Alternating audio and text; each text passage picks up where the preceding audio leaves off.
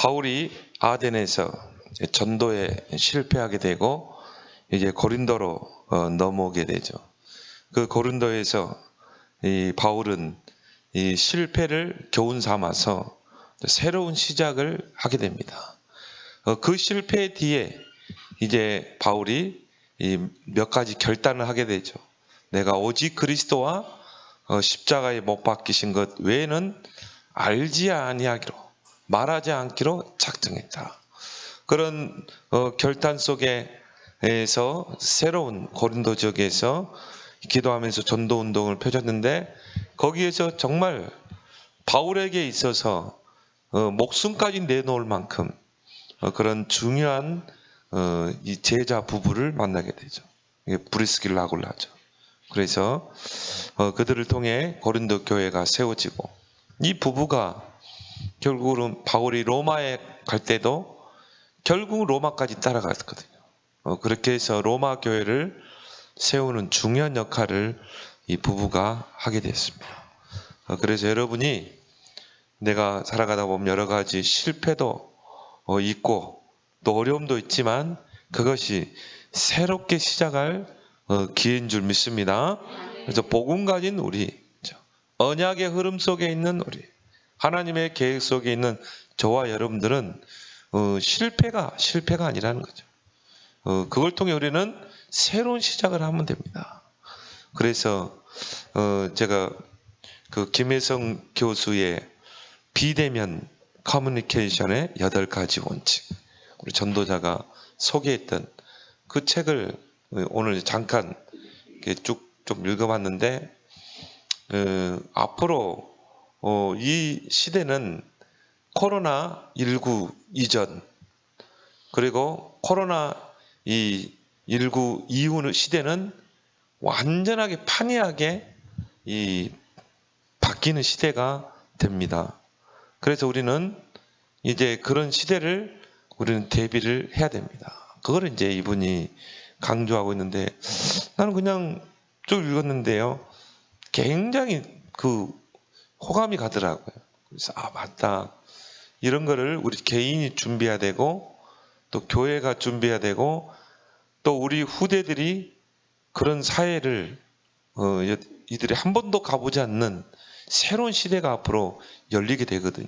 그럼 우리 후대들이 그거를 준비를 해야 돼요. 그래서 앞으로 직업의 거의 70%는 없어진다고 하죠.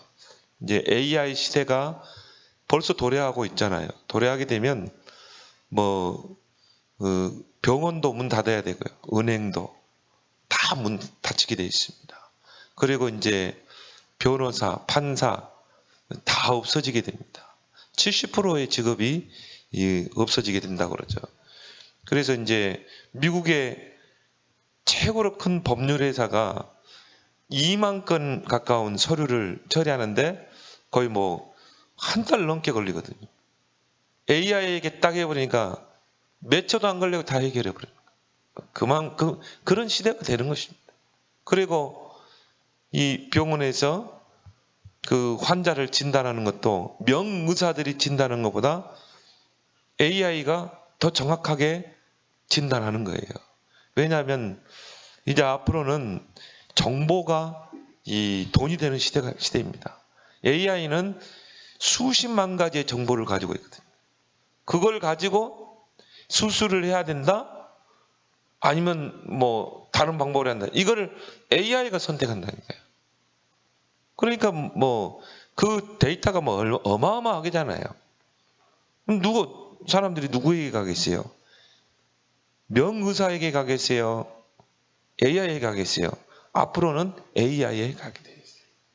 왜냐하면 명의사도 그의 해박한 지식과 경험을 가지고 환자를 진단하고 수술하지만은 인간의 한계는 있거든요. AI에는 수많은 정보 데이터를 가지고 그걸 가지고 판단하거든요. 그게 이번에 2년 전입니까? 바둑이세요. 거의 인간이 참패해버렸잖아요. 그건 앞으로 이제 AI 시대가 도래한다는 것이죠. 그래서 이런 시대를 우리는 보면서 우리는 미래를 대비해야 되고 또 우리 후대들도 그런 부분에 대비를 해야 됩니다. 좀 읽어보면서 많은 부분의 생각을 하게 됐습니다. 그래서 앞으로 시대는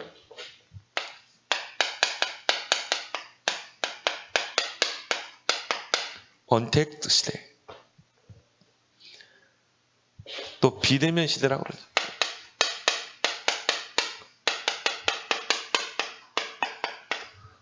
오래 갈 겁니다. 그래서 언택트란 말은 뭡니까? 접촉을 뜻하는 컨택. 거기다가 이제 언이 붙은 뭐예요? 접촉하지 않는다라는 뜻이잖아요. 언택트란 말은 접촉하지 않는다. 그럼 우리가 지금까지 시대는 어떤 시대입니까? 대면을 통해서 사람과 사람이 대면해서 커뮤니케이션을 하고 또 정보를 교환하고 그런 시대였거든요. 학교에서도 선생님과 학생들이 대면하면서 선생님은 가르치고 학생들은 질문하고 그러면서 수업이 진행되고 또 병원에서도 마찬가지죠. 모든 지금까지 우리가 살아온 시대는 다 대면 시대거든요. 그럼 이제 앞으로 시대는 어떤 시대냐면 비대면 시대로 이제 코로나19 이후에는 비대면 시대로 가는 것입니다. 모든 게. 그래서 우리가 이 코로나 시대를 세 가지로 우리가 볼 수 있죠. 모든 게 봉쇄되는 시대. 국가 간에도 봉쇄. 이제 앞으로 시대는 자국주의 시대가 됩니다. 자국주의 시대가 되게 돼 있어요. 자국주의 시대가 되면 그때는 이제 뭡니까? 독재 정권이 일어나거든요. 왜? 내 나라를 보호해야 되니까. 그러면 내 나라의 백성 통제하려면 강력한 그런 통치자가 나와야 되거든요. 근데 그런 시대, 그게 뭐 우리나라뿐이 아니라 전 세계적인 추세예요. 그런 이제 봉쇄 정책을 쓰게 되고 또 이제 거리두기, 사회적 거리두기. 그래서 우리가 이 지하철에서 마스크 안 쓰면 어떻게 됩니까? 지금은 잡아가잖아요. 그러니까 이 마스크를 쓴다는 것은 서로 간에 거리를 둔다 이 말이죠. 거리를 두는 시대. 그리고 집합 금지 시대. 이게 어떻게 보면 코로나 시대, 우리 시대에 일어나는 부분이잖아요. 집합이 금지되고. 그리고 지금 보세요. 식당도 또 커피숍도 뭐 2.5단계 들어가면은 노래방, 술집 다 닫잖아요. 그러니까 이제 이런 시대가 지금 시대 아닙니까? 이런 시대가 앞으로 계속되고 또 제2의 바이러스가 또 출현할 수 있는 시대. 그래서 이제 많은 사람들이 산업이 무너지는 시대가 옵니다. 뭐 식당 뭐 요즘 다 거의 문 닫잖아요. 뭐 버티다가 뭐 거의 문 닫게 돼 있지. 이렇게 되면 이제 많은 사람들이 직업을 잃게 되고 빈부의 격차는 더 벌어지게 되고 중산층이 없어진다는 거죠. 돈 많은 그 1%의 돈 많은 사람들, 그 모든 사람들은 다 이제 서민이 되는 것입니다. 이런 시대에 많은 사람들은 이제 불안해지고 뭐 직업을 잃어버리고 또 사업이 망해버리니까 그걸 통해서 또 사람은 뭡니까? 서로 만남을 통해서 커뮤니케이션 해야 되는데 이게 단절되다 보니까 뭡니까? 거기에서 오는 우울증 이런 사람들이 점점 이제 많아지는 시대가 온다는 것이죠. 그래서 우리는 이런 시대에 비대면을 통해서 어떻게 하면 커뮤니케이션 할 것인가. 요즘 젊은 세대들은 은행 가지 않습니다. 다 뭡니까? 뭐 페이로 하고 그리고 뭐 모바일 뱅킹, 텔레뱅킹 다 그걸로 하거든요. 그러나 커뮤니케이션도 다 뭐 인터넷으로 카톡이나 페이스북 이런 걸로 다 하거든요. 그리고 앞으로는 이제 유튜브 개인 유튜브 시대가 옵니다. 그래서 윤 목사님도 이제 이 미디어 시대가 온다 앞으로. 그렇게 해서 커뮤니티를 하는 거예요. 그래서 내가 유튜브를 하면서 이제 뭡니까? 구독자들을 늘려가고 그들과 함께 이제 서로 커뮤니케이션 하는 그런 시대가 앞으로 되게 된다. 서로 만나서 모여서 이런 커뮤니케이션 하는 게 아니라 다 SNS로, 페이스북이나. 그리고 또 나의 모든 것을 또 이렇게 텔레그램이라 그러죠. 그런 걸 통해서. 그런 시대로 가기 때문에 우리가 거기에 대해서 우리는 앞으로 익숙해져야 될 줄 믿습니다. 그래서 우리가 이제 앞으로 제가 이제 이 성탄 2부 행사를 이 줌으로 해가지고 하려고 하는 이유가 뭐냐면은 우리가 이제 비대면 커뮤니케이션이 익숙해져야 돼요, 앞으로. 그래서 우리가 지금 거의 1년 가까이 학교에서도 지금 뭡니까? 다 온라인으로 공부했거든요. 이제 앞으로는 이제 회사도 이 자택근무자들이 늘어납니다. 앞으로 그렇게 바뀌게 돼 있어요. 그래서 거의 뭐 1년 동안 그런 부분에 많이 익숙이 됐어요. 그런 회사들은 다 거의 재택근무를 했거든요. 그리고 대학도 이 초등학교도 중학교도 중고등학교도 다 이제 뭡니까? 원격 수업을 했거든요. 근데 처음에는 혼란이 많았는데 이제 이게 익숙해진 거예요. 그래서 이제 이곳저곳에서 뭐냐면 이게 편하다. 오히려 이런 게 더 이 학업 능률을 올릴 수 있다. 이렇게 나오고 있거든요. 그러면 앞으로 시대가 이제 그렇게 간다는 거 아니겠습니까? 그러면 저와 여러분들은 거기에 대한 준비를 해야 된다. 그래서 이제 우리는 결국은 부활 메시지, 승천 메시지, 모든 민족으로 제자 삼고 또 온전한 만민에게 복음을 전하고 해야 되거든요. 그럼 보세요. 지금 봉쇄 정책을 쓰지, 거리두기 하지, 집합 금지하지. 그럼 어떻게 우리 전도라는 것은 대면에서 하는 거 아닙니까?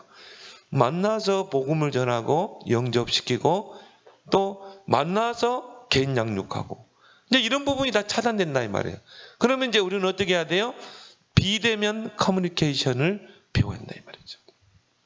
그래서 이번에 여러분 성탄 2부 때는 이제 줌으로 여러분 그걸 익숙해져야 돼요. 모바일에다 깔기 바랍니다. 인터넷에다 깔아야 돼요. 줌을 딱 깔아야 돼요. 그래서 그걸 가지고 서로 커뮤니케이션도 하고 또 새신자 양육도 그걸로 하고. 그래서 이제 이번 주일에는 여러분 줌 까는 것부터 우리 랩런트들은 잘하거든요. 왜? 1년 동안 해봤기 때문에. 우리 뭐 소연이 잘해요. 우리 랩런트들이 앞서갑니다. 그래서 우리 한 명 나와서 줌을 어떻게 설치하고 어떻게 이 줌을 활용하는가 잘 특강을 잘 배우기 바랍니다. 랩런트들한테 배워야 돼요. 그래서 여러분이 이제 앞으로 시대를 우리는 위기라고 하지만 복음 가지고 우리는 기회로 새로운 시작으로 우리는 시작해야 될 줄 믿습니다. 그래서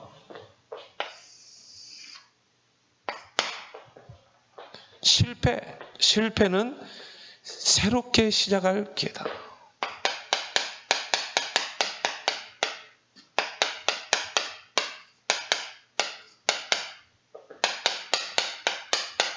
새로운 시작을 할 수 있는 바로 기회입니다.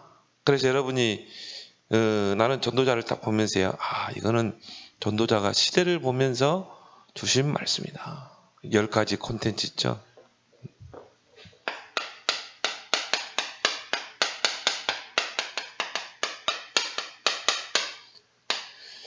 이걸 여러분이 여러분의 것으로 딱 삼길 바랍니다. 여러분이 어떤 환경에 떨어뜨려 놔도 홀로 살아남을 수 있을 정도로. 그렇죠? 지금 시대가 이런 시대라 한다 하더라도 복음 가진 저와 여러분들은요. 독립. 그렇죠? 끝까지 살아남을 수 있는 그런 여러분이 영적인 무장을 해야 돼요. 여러분이 위기를 만나면 어떻게 해야 돼요? 당황하지 말고 위기 속으로 들어가면 돼. 그렇죠? 위기 속에 딱 들어가서 그러면 이 시대를 그럼 나는 어떻게 준비할 것인가? 그리고 사막으로 들어가라. 광야 황무지로 들어가라 이 말이에요. 그리고 모든 것을 반대로 보라. 저는 이거 보면서요. 앞으로 우리가 비대면 시대에 꼭 우리에게 필요한 콘텐츠구나. 이 10가지 콘텐츠. 또 우리 후대에게 이거를 내가 잘 풀어서, 그렇죠? 예화를 들기도 하고, 또 성경의 렘넌트 7명을 딱 이 예를 들면서 10가지를 여러분 잘 자녀에게, 요즘 이제 3가지 이야기하잖아요. 미션을 주고, 그 다음에 인턴십 62가지 가지고 하면 돼요. 62가지 가지고 인턴십. 그리고 인생 포럼. 그래서 우리 아이들이 이런 앞으로 시대를 딱 살아남을 수 있도록 이런 콘텐츠를 여러분들이 만들어줘야 합니다. 그래서 하나님의 역사는요, 반드시 위기를 통해서 하나님은 새로운 시작을 하게 했어요.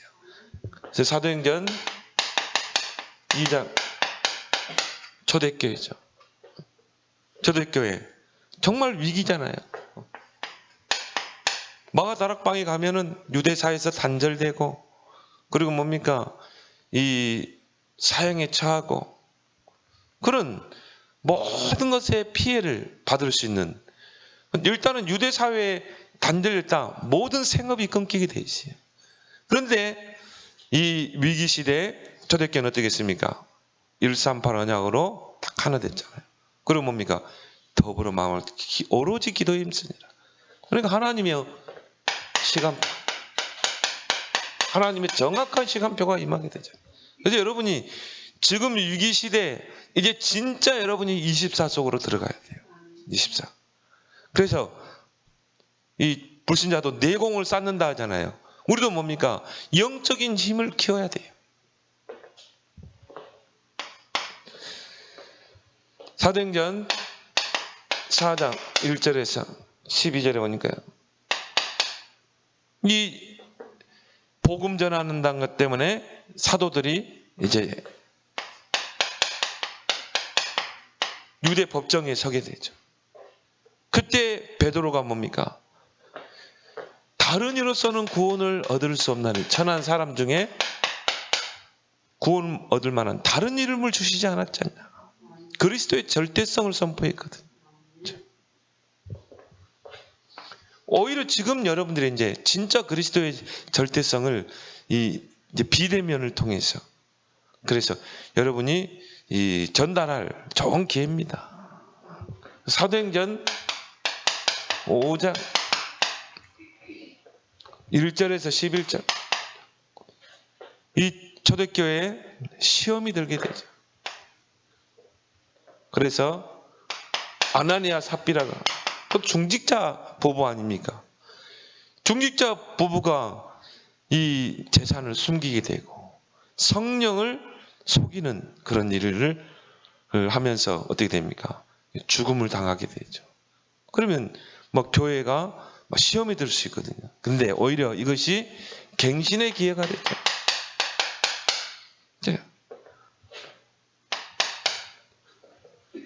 그리고 또 사도행전 6장에 보면 교회 안에 내분이 막 일어났죠. 히브리파, 유대, 또 뭡니까? 헬라파, 서로 구제 문제 가지고 다툼이 일어나잖아요. 이때 초대교회는 어떻게 했습니까? 일꾼을 세울 기회다. 그래서 믿음 충만, 성령 충만, 지혜 충만한 자를 통해서 이 교회 일을 하게 하고, 사도들은 말씀과 기도에 전무하게 하죠. 그래서 일꾼을 세웠는데 어떻게 했어요? 교회의 말씀이 왕성케 되고, 그렇죠? 큰 무리의 제자들이 몰려드니라. 앞으로 우리 중직, 임직 여러분 놓고 기도하길 바랍니다. 일성일대 얼마나 좋은 기회입니까? 여러분 딱 중직이 돼가지고요, 정말 교회를 세우고, 그렇죠? 렘넌트 키우고. 그래서 오늘 전도자들은 중직, 임직할 때 미션을 줘라. 미션. 그래서 그 미션을 놓고 정말 기도할 수 있도록, 그 미션을 가지고 인턴십 할 수 있도록.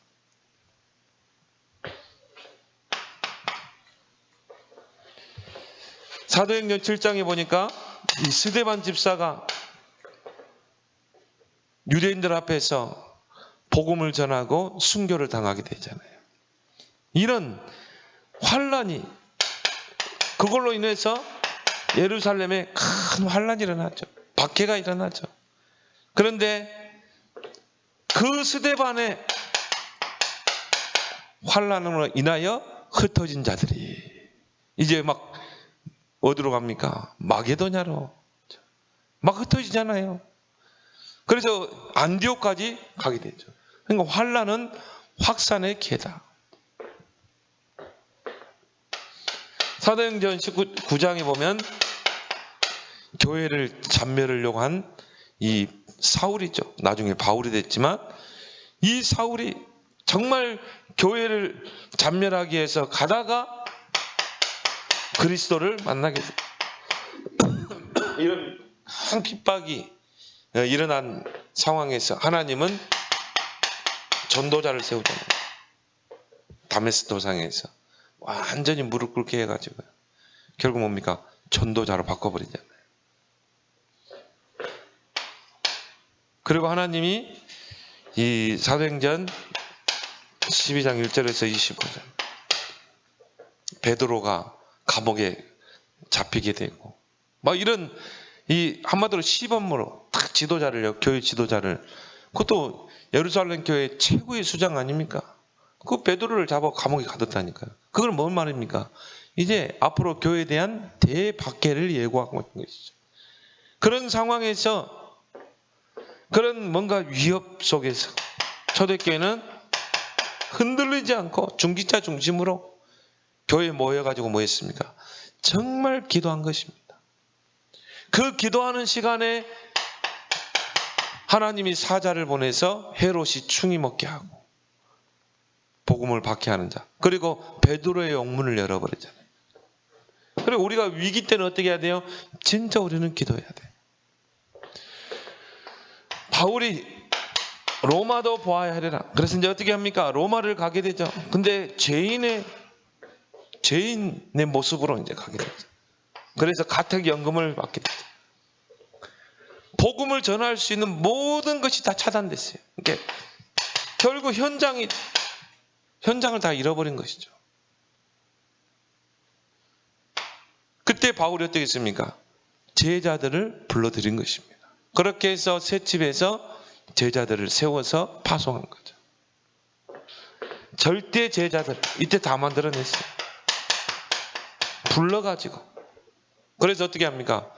전 로마로 파송했잖아요. 250년 만에 바울은 죽었지만 로마는 이 복음 앞에 무릎을 꿇게 되죠. 그래서 우리에게 모든 실패, 위기, 새로운 시작, 지금 코로나 시대 정말 많은 사람들이 불안 속에 또 이 앞으로 이 시대를 가늠하지 못하는 그런 불안 속에 있지만 우리는 새로운 시작이다.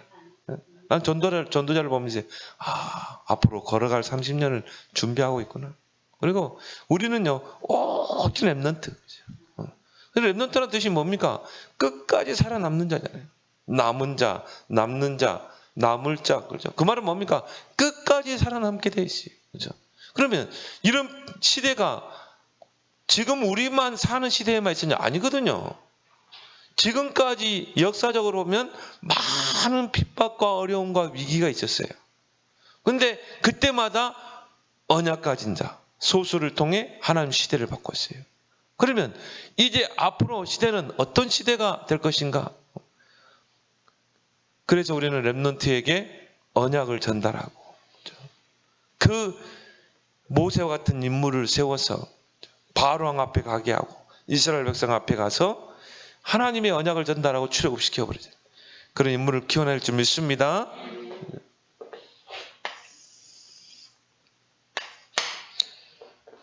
실패를 통한 만남의 축복. 자, 바울이 아덴에서 전도에 실패를 했어요. 그래서 바울이 어느 정도까지 막 마음이 눌렸냐면 두려웠다고, 심히 떨었다고 그랬어요. 한마디로 영적 싸움에 져버린 것입니다. 아덴 지역은 뭡니까? 우상이 강하고 흑암이 강한 지역이에요. 그런 데일수록 복음이 원색적으로 선포돼야 돼요. 그리스도가 힘있게 선포돼야 되는데 바울이 자칫 놓쳐버린 것 같아요. 그래서 뭡니까? 철학적으로 접근에 들어갔거든요. 논쟁을 하고 그리고 뭡니까? 분쟁을 하고. 하나님 원하는 게 아니거든요. 복음은 선포거든요. 그래서 흑암이 강한 지역일수록 원색적인 복음이 나가야 돼요. 그런 아덴 같은 지역에서는 막 이 사단의 실체를 다 막 들추고 그러면서 우상 숭배가 얼마나 심각한 건지를 막 우상에 대한 메시지를 가지고 쫙 풀어나가야 돼요. 그렇죠? 그래서 이 흑암의 존재가 어떤 존재인가를 풀어나가고 불신자 8가지 상태를 확실하게 증가하고 거기에 그리스도를 원색적으로 전해야 되거든요. 그게 뭡니까? 이 흑암을 꺾어버리는 거예요. 흑암을. 이 전도는 영적 싸움이거든요. 근데 바울이요, 막 에피쿠로스 학파, 스도 학파, 이 학습파들과 아레오바고 광장에서 철학을 가지고 논증했거든요. 철학이란 말이 그게 논증하는 거죠. 변론하고. 그래서 영적 싸움에 져버리니까 뭐 완전히 눌려버린 거죠, 바울이. 눌려버리면 내가 영적 싸움에 눌리면 절대 전도는 안 되게 돼 있어요. 그래서 우리가 기선제압이 중요한 거예요. 왜 나는 전도가 어려운가? 이미 기선제압을 못하기 때문에. 그래서 여러분이 전도는 내 힘으로 되는 게 아니라 성령의 능력으로 되는 거예요. 그래서 오직 성령이 너에게 임하시면 권능을 받고 땅끝까지 증인되리라. 그래서 내가 하나님의 성령을 힘입지 않으면 전도는 안 되게 돼 있어요. 눌리게 되는데 내가 아무리 복음 가지고 일단 기선제압을 하지 않으면 눌려서 못해요. 그래서 처음부터 가세요. 복음을 선포해버려야 돼요. 예를 들어서 이 사람이 막 영적으로 시달린다. 딱 보고 당신 그거 사단이 하는 것이야. 당신 우상숭배하지. 우상숭배 3, 4대 재앙이 오고 당신 지금 흑암이 다 잡고 있는 거야. 당신 시달리지 않냐? 그래서 당신의 문제를 해결할 오직 유일한 길은 그리스도밖에 없어. 그냥 저 사람이 창세기 3장을 이해할 수 있겠나? 이미 기선제압에 진 거예요. 선포하는 거예요. 선악과 따먹은 이야기하면 저 사람이 배운 사람인데 유치하다고 생각하지 않을까?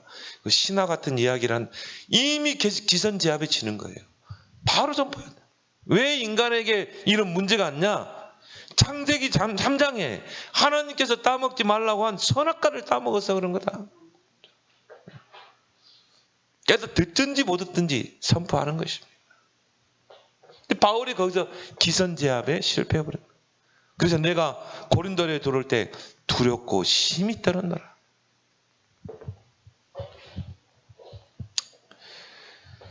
그런데 바울이요, 그 실패 속에서 이제 중요한 고린도전서 2장 2절에 내가 이제 결단했다.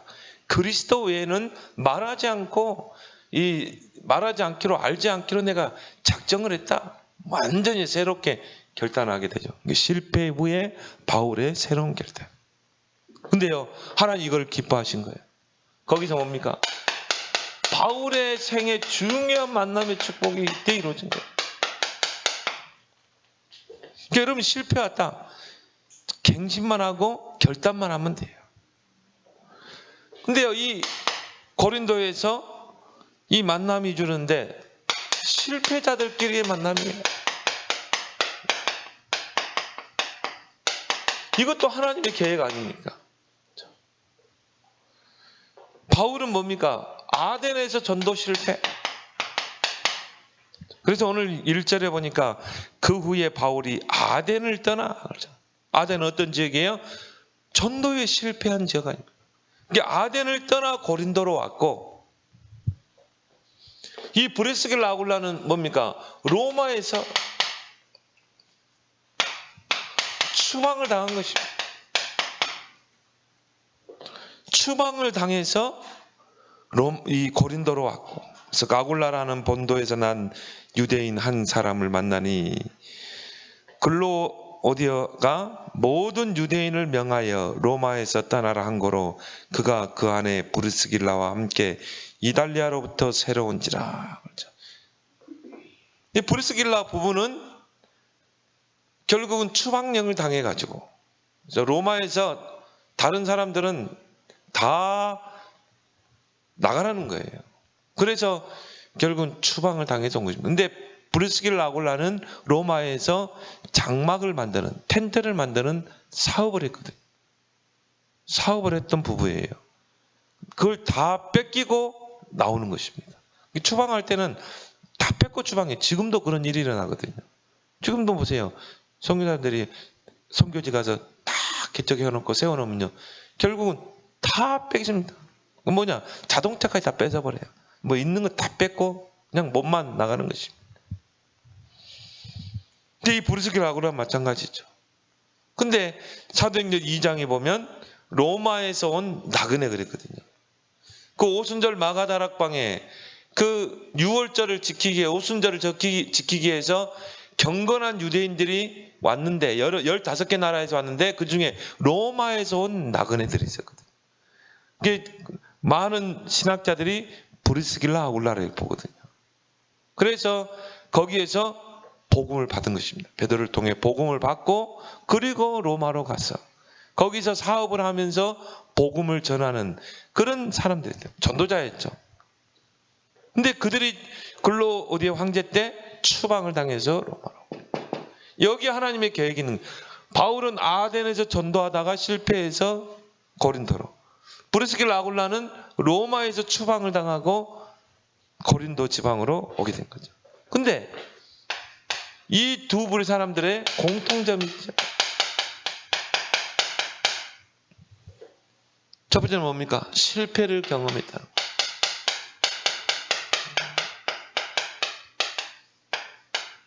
여기 하나님의 계획이 있죠. 두 번째는 뭡니까? 둘 다, 바울도 마찬가지고 브리스길라 부부도 마찬가지고 복음을 가진 자라.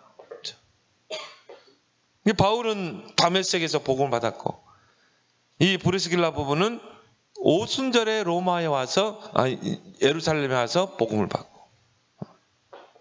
공통점이 있었어요. 그리고 뭡니까? 업이 같았다. 그래서 오늘 4절에 보면 3절에 생업이 같으므로 함께 살며 일을 하니 생업은 천막을 만드는 것이더라. 유대인들은 어릴 때부터 한 가지 직업을 갖게 합니다. 한 가지 기능을 닦게 해요.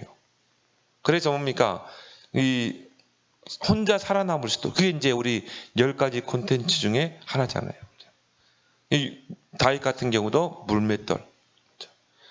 근데 바울도 텐트를 만드는 그런 기능이 있었고 그런 업이 있었어요. 근데 바울은 철저하게 뭡니까? 자비랑 선교를 했거든요. 그래서 고린도에 가서 이제 자비랑을 하면서 거기서 전도 운동을 딱 펼치려고 보니까 브리스길라 아굴라가 그런 작은 이 공장을 운영하고 있었다 이 말. 텐트를 만드는 수공업이죠. 그래서 가서 아르바이트 하러 갔겠죠. 바울이. 그럼 바울이 가서 자기를 소개했겠죠. 복음을 전해야 되니까 소개했는데 이게 다 공통 분모들을 찾게 된 거죠. 바울도 실패해서 고린도. 이 바울을 보니까 복음이 있어. 브리스길라 부부를 보니까 이미 복음을 가지고 로마에서 전도하던 부부예요.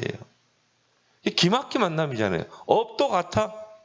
그래서 브리스길라 아굴라와 같이 거기서 살면서 천막을 만들었다 이 말이에요. 그래서 뭡니까? 거기에서 이제 이 바울과 함께 전도 운동을 펼치는 것입니다. 어디로 들어갔습니까? 회당으로 들어갔죠. 유대인들이 많이 모이는 회당. 또 뭡니까? 렘넌트를 키울 수 있는 회당으로 들어간 거예요. 4절에 안식일마다 바울이 회당에서 강론하고 유대인과 헬라인을 권면해요. 하나님은 시대적으로 준비하는 것이죠. 여러분이 지금 있는 자리에서 조금만 결단하고 여러분이 오직 언약 붙잡고 여러분이 기도하면 이런 중요한 만남의 축복, 이게 전도 아닙니까? 하나님이 중요한 만남을 주시는 거. 근데 그 만남이 뭡니까? 평생의 영원한 만남이 되는 거예요.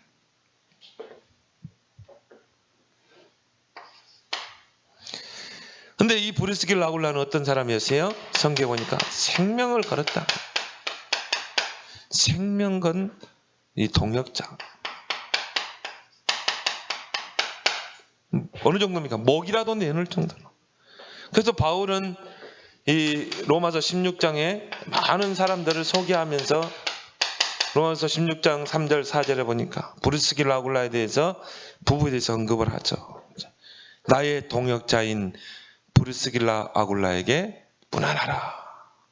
그러면서 뭐라고 했습니까? 그들은 내 목숨을 위하여 자기들의 목까지라도 내놓게 생명을 걸어버린 거죠. 생명을 건 부부였다. 근데 이 부부가요, 어느 정도까지 생명을 걸었습니까? 결국 로마 복음화까지 함께 동행했다.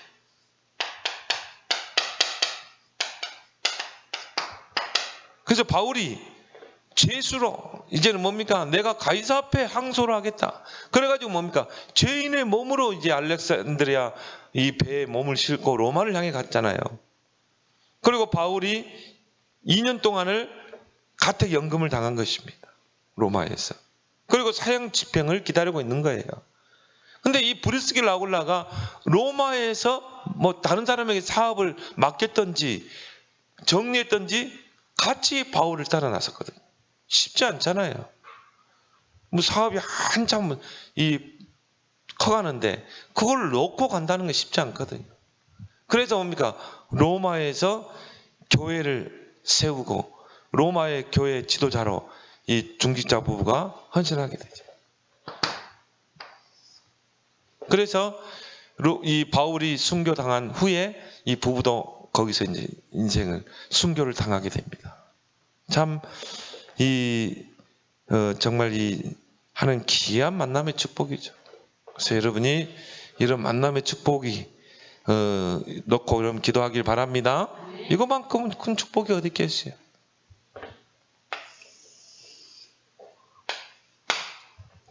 그래서 이 고린도 교회의 시작이 어떻게 됐는가?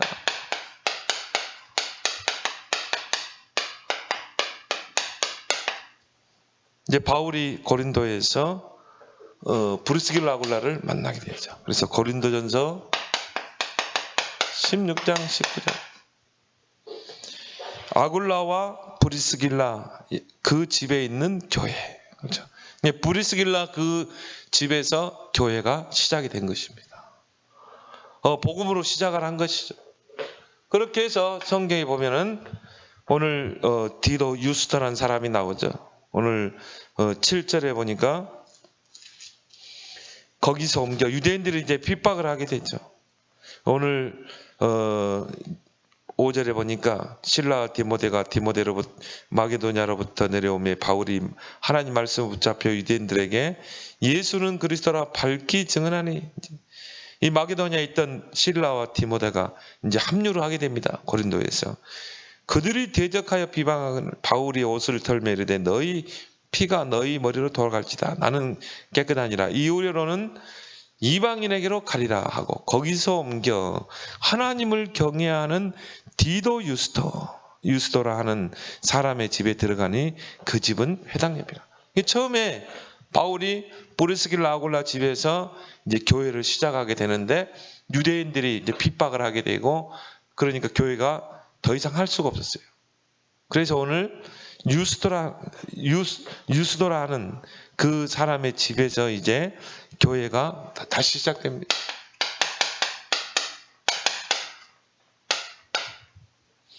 근데 그 유스도 집 바로 옆에 회당이 있었다고 그랬어요. 그 집은 회당 옆이라. 근데 그 회당장이 누굽니까? 그리스보. 그래서 이 그리스보에게 또 복음이 증거되죠. 오늘 8절에 뭡니까? 회당장 그리스보. 그렇게 해서 이제 그리스보가 온 지방과 더불어 주를 믿으며 수많은 고린도 사람도 듣고 믿고 세를 받아요. 이 회당장이 복을 받으니까 어떻게 합니까? 회당장의 역할이 얼마나 크겠습니까? 이 회당장이 복을 받으니까 그 회당장을 통해서 그 제자들 렘넌트 있을 거 아닙니까? 그들이 많은 사람들이 복음을 받고 이제 세례를 받는 그런 역사가 일어나게 됩니다. 그리고 이 고린도 교회를 세우는데 중요한 역할을 한 인물이 고린도전서 바울이 소개하고 있죠. 16장 바로 스데바나. 근데 바울이 이제 스데바나의 집에 문안하라 그랬죠. 아가야의 첫 열매니라. 그렇죠. 그래서 이제 학자들은 브리스길라 아굴라보다 먼저 복음을 받은 사람이다. 첫 열매라고 했습니다. 이분들이 장로 중직자로서 중요한 역할을 하게 됩니다. 바울이 문안하라고 하면서 그 이름을 언급했던 것처럼, 그러면 이런 고린도 교회가 세워지는데 중요한 역할을 했던 사람들, 브리스길라 아굴라, 그리고 뭡니까 7절에 이 유스도, 그리고 회당장 스데바나, 이 회당장이 누굽니까? 그리스보, 스데바나, 이런 중요한 사람들을 통해서 고린도 교회가 시작됐는데, 여러분들이 이제 우리가 고린도 전후서를 계속 보는데 그렇게 세워진 교회, 그렇게 세워놓고 바울이 이제 순회 전도를 하는 사이에 이제 거짓 교사들이 들어오게 되고 또 고린도 교회에 많은 문제들이 일어나는 것을 보게 됩니다. 그래서 오늘 말씀처럼 우리에게 때로는 실패도 있을 수 있고 때로는 우리에게 문제, 어려움도, 위기도 올 수 있습니다. 그것이 우리에게는 새로운 시대, 특히 뭡니까? 앞으로는 이제 언텍스트 시대, 비대면 시대, 이거를 여러분이 기도하면서 이 시대를 우리는 기회로 삼고 비대면 커뮤니케이션 익숙해지는 저와 여러분 되기를 예수 그리스도 축원합니다. 우리 함께 오늘 주신 말씀 붙잡고 기도하겠습니다.